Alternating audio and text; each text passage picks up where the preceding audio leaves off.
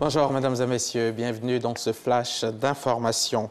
Nous sommes samedi 12 août et c'est la journée internationale de la jeunesse. Le thème mondial retenu cette année est le thème « Éliminer donc la pauvreté et parvenir à des modes de consommation et de production durables ». Ici en Côte d'Ivoire, l'immigration clandestine est au cœur de cette célébration. Écoutons la déclaration du gouvernement, le Porvo, par Sidi Tiemoko Touré.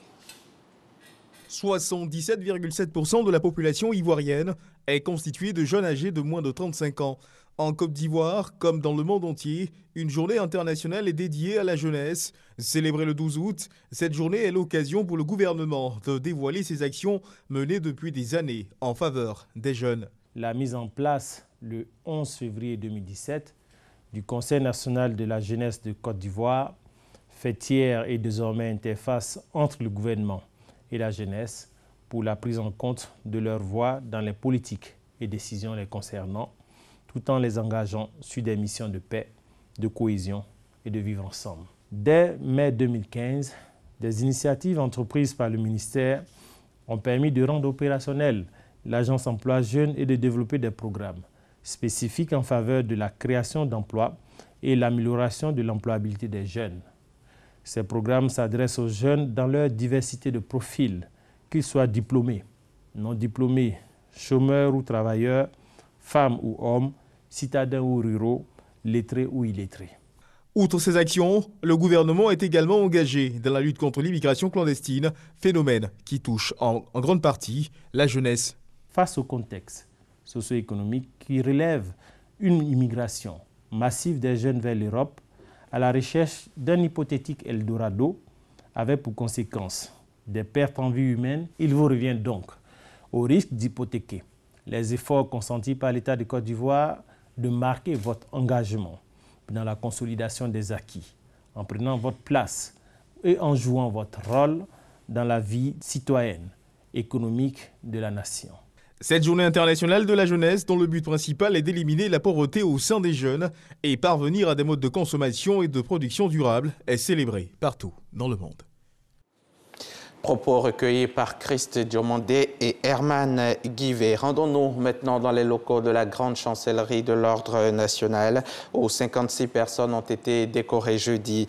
Il était question de célébrer la qualité de l'homme au travail et ce dans la continuité de la cérémonie de décoration qui a eu lieu lors de la célébration de la fête nationale le 7 août dernier au palais de la présidence de la République. La commission électorale kenyane a proclamé ce vendredi le président sortant vainqueur de l'élection de mardi. Uhuru Kenyatta a obtenu 54,27% des voix contre 44,74% à son rival, son principal opposant donc Raila Odinga. Le camp de l'opposant a rejeté les chiffres de la commission électorale. Quant aux observateurs électoraux internationaux, ils estiment que l'élection s'est déroulée sans fraude massive. En Égypte, 40 personnes au moins sont décédées et plus de 130 ont été blessées hier vendredi suite à un accident ferroviaire à la sortie d'Alexandrie. C'est une des pires catastrophes ferroviaires des 2 dernières décennies pour le pays. L'accident est dû à une erreur d'aiguillage. Le train venant de Port Saïd a été placé à l'arrêt sur la ligne que devait emprunter le train Alexandrie-Le Caire. Résultat, la locomotive a heurté de plein fouet le train à l'arrêt, renversant ou détruisant ainsi une dizaine de wagons.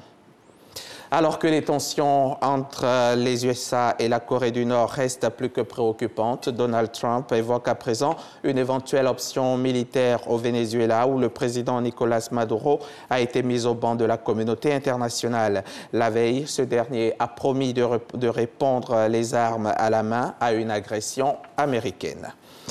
Mondiaux d'athlétisme 2017, encore de l'argent pour Marie-Josée Talou. Elle a remporté hier soir sa 2e médaille d'argent durant les championnats du monde à Londres. La sprinteuse ivoirienne de 28 ans a terminé derrière la néerlandaise Daphne Schippers en finale du 200 mètres avec un chrono de 22,08, battant même son record de Côte d'Ivoire. Fin de ce flash. Merci de l'avoir suivi. On se retrouve à 13h.